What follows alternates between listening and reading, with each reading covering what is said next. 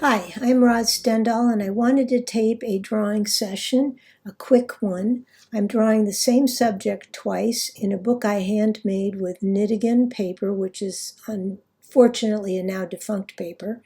I love working on this paper. I'm using a Pigma Sakura FB professional brush pen. It's the fine brush.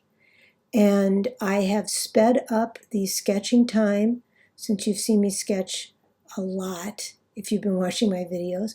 I've sped it up to 8 minutes, and it actually took the whole drawing of this and the coloring of the background that you'll see was a 30-minute drawing.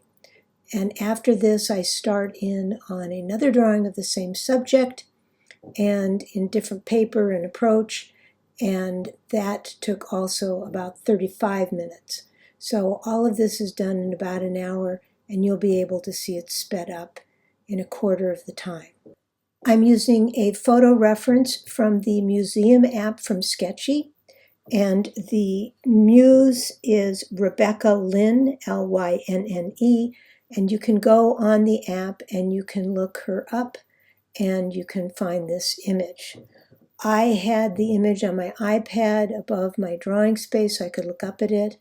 I wasn't concerned about doing a tight likeness. She has a sort of startled snarl on her face and her hair is kind of funky, and that was what I wanted to play with. And so I lose the likeness relatively quickly, and I'm just pushing to get a finished drawing of interest to me and to do all of the different things that you do when you finish a drawing. Get the proportions, get something that looks, if you're doing a portrait, get something that looks somewhat believable. If you're taking it through to painting, you want to also do the contrast and all of those other color things and harmony and such. But I'm not going to do that on this particular piece. I mentioned that I was working on a discontinued paper. A suitable toned paper that's still available is a Strathmore 400 series toned mixed media paper, which comes in a gray and a tan and also a mid-tone blue that's quite lovely. Their toned mixed media papers only come in the 400 series, not the 500 series, but I can tell you that the 400 series toned mixed media paper is a lovely paper that is, well, just great for mixed media. I use gouache, and I use watercolor, and I use pen and ink. I use markers. I use Neocolor 2s. I use just everything on this paper. It's a wonderful paper for drawing. Now again, that's not the paper I'm using now. Unfortunately, the paper that I'm drawing on right now isn't available any longer. But if you're looking for a good toned paper, try the Strathmore 400 series mixed media paper, which also comes in pads and also is bound in a book. I find there's something about the way that this paper, the Nitigan that I'm working on, handles ink that's very fun and freeing for me. I like to scribble. I worked very quickly, not as quickly as you're seeing, but I worked very quickly as I sketched, simply because I love the way that the pen moves across this paper.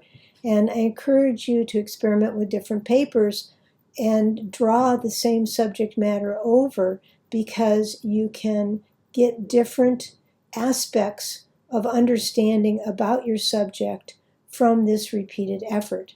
And that's what I'm trying to accomplish today.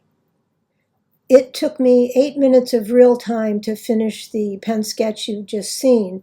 And I decided that I wanted, before I made a decision about whether or not to paint the face, I wanted to put some kind of color on the background. So I have a Montana marker in which I've mixed some pink and some blue to make a sort of neutralize the lavenderish kind of pink. It's not their bright pink. And it's got a almost a 1-inch nib on it. And I just am scribbling this along the background at the top portion of the page. And my idea here is that I'm going to either journal below her in the negative space that isn't painted, or I'm going to do the journaling on the pink area. I'm taking my brush and getting some globs of the paint that came out of the marker, and I'm putting them in areas where the marker is too thick for me to get into easily. And then because it is acrylic, I'm rinsing that brush out right away. So you want to be sure and do that. Because the acrylic paint in the markers is both a thick nib and is opaque paint, I'm taking a moment to just go over some of the ink lines that I want to bring back to more visibility. Then I took a break to get some stamps and some ink, and I am stamping this little pattern down at the bottom. I have rather old stamp pads. I'm using the Brilliance pads, and so they're kind of dry, but I like this. I used to be a very neat and tidy stamper, and now I'm very messy about it, and it's kind of fun. You can see I'm using a piece of the newsprint waste paper to make little impromptu masks when I don't want the stamping to go over something.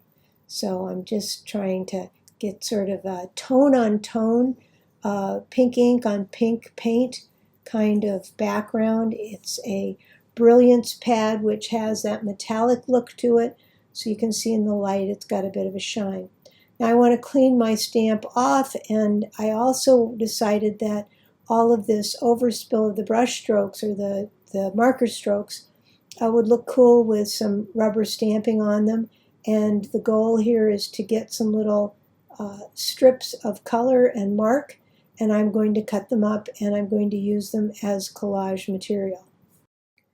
Newsprint is not archival, it's acidic, and it will yellow itself and the other paper that you attach it to.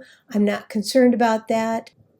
If it concerns you and you'd like to use non-archival scraps of paper in your journal or in your other artwork, I encourage you to get some gel medium. I would recommend clear because it doesn't have opacifiers in it. And I would paint one side of your scrap with that and let it dry. And then I would flip it over and paint the other side and let that dry. And then I would glue the paper down. You've enclosed it in the acrylic, and so the acid in it isn't going to travel through the paper into the actual artwork. This is the same kind of strategy behind putting a gesso on your boards to protect your painting from the things that might leach out of the wood in your boards. I'm not going to stick the pieces down right away. I'm going to go in and state some of those fine hairlines everywhere that I want them, because once I glue the paper down, I want to weight the book so that the paper dries flat. And so I can do this other stuff before I glue the scraps down where they're going to go.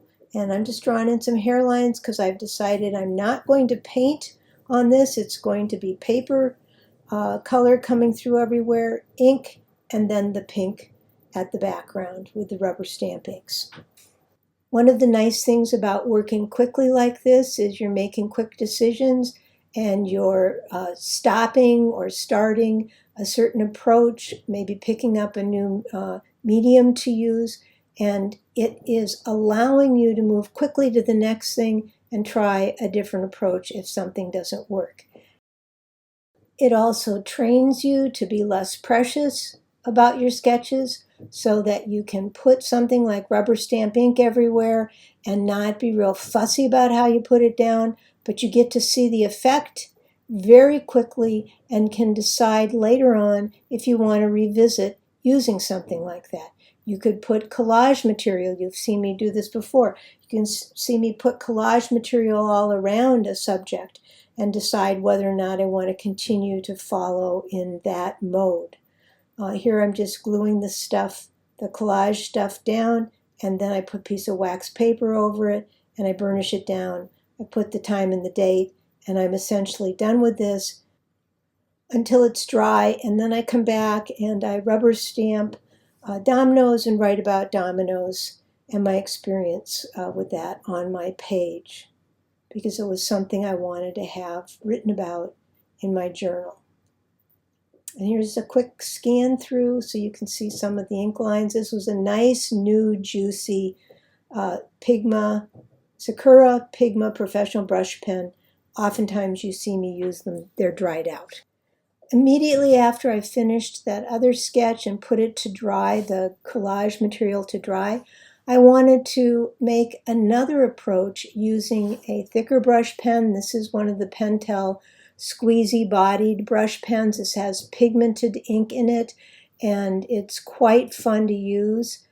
Normally, I'm having trouble using it on this particular paper because it's sort of repelling the ink and really dragging the brush tip, which is not something I like. But that's okay because I wanted to test this paper, which was New York Central, their new version. It's the name has been purchased by someone or something, and they're sort of releasing that paper in a new version. I don't recommend this paper. I haven't had fun with it, but I did want to try it again and see if I could warm up to it. So hence I grabbed a sheet of that and I started drawing with what is my favorite brush pen. And this ink, when you put it down, because it's pigmented, it is water resistant, so you can paint on it almost immediately. The only caveat would be test first on the paper you're using, because some papers will float the ink longer on the surface of the paper and you will get a little bit of bleeding. But with all the papers that I use, it's been minimal at worst, and I just really like using this pen and painting over it with watercolor and gouache, or leaving it just as an ink drawing. That's good too. On this paper, it's very difficult to paint. The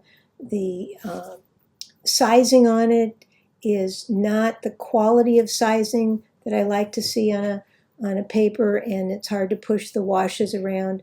So I'm working kind of a blocky, blotchy manner, but I am still pushing the colors and sort of playing with things like shadow.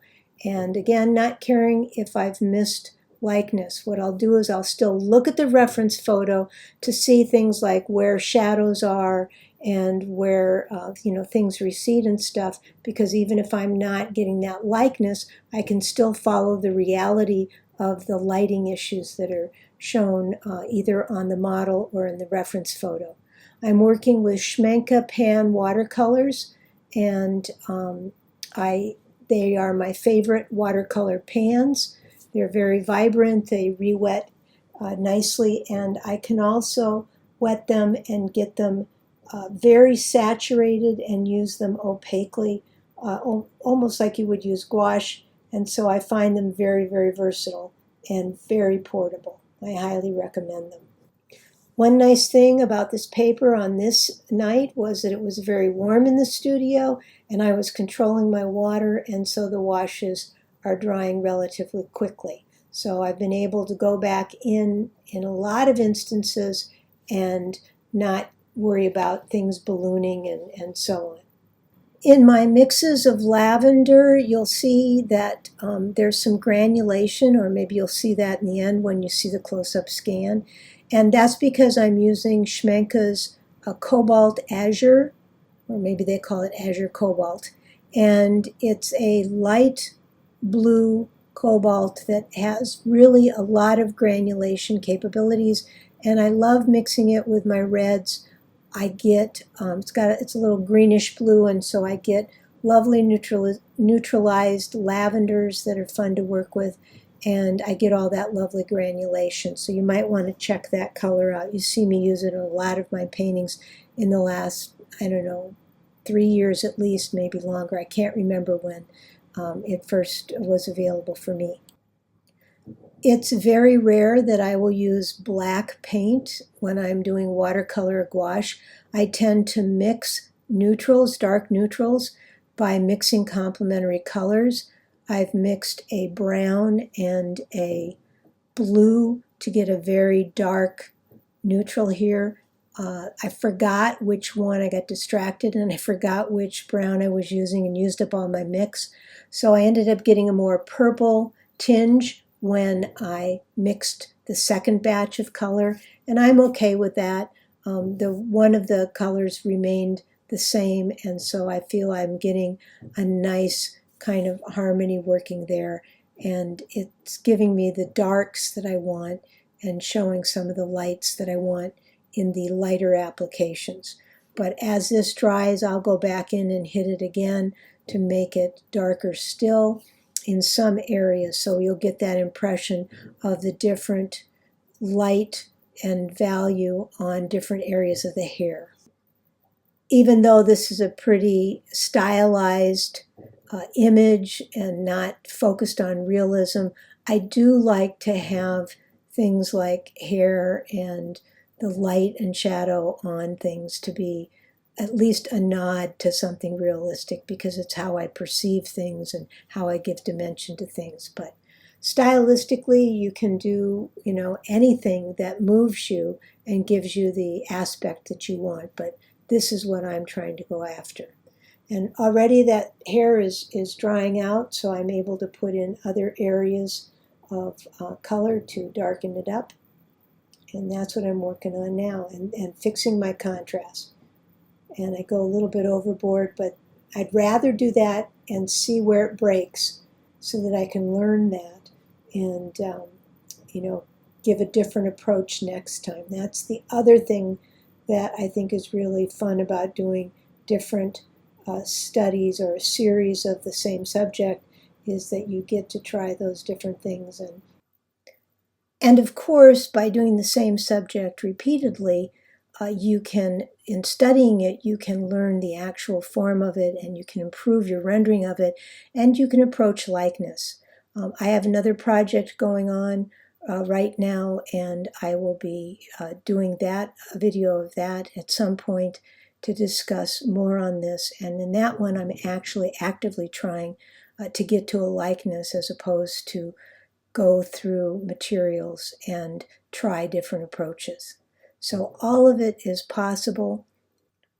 Here's the finished portrait with paint applied and then a quick scan through. In every same subject series you do, you'll learn something more with each drawing or painting. You learn something about the subject, but the real knowledge is about yourself. Have fun sketching, and we'll catch up with you later.